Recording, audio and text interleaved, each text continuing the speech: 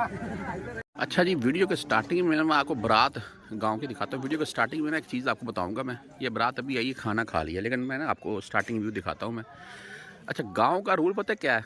अभी मुझे भी यही पता चला। अंदर वो भांड आए, उसने बोला ब्रर, वो जो बोलते हैं सदा सलामत, वो क्या, उसने बोला भाई यहीं रुक जाओ, ये गाँव में मन है भी, अगर नेक्स्ट टाइम तुमने ऐसा काम किया तो फिर दूसरे तरीके से समझाएंगे।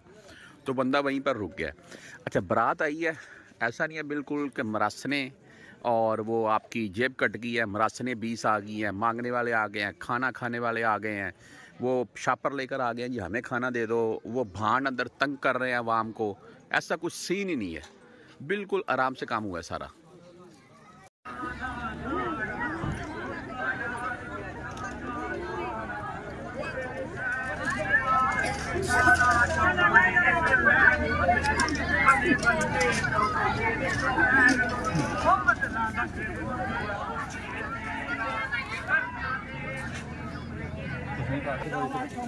वो जिन्ना कहीं नोट नहीं मुकदे लौंदी जा चला बंदे आजी यार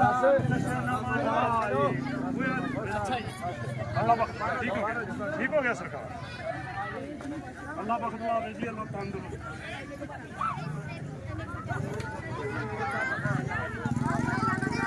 जाके लुटो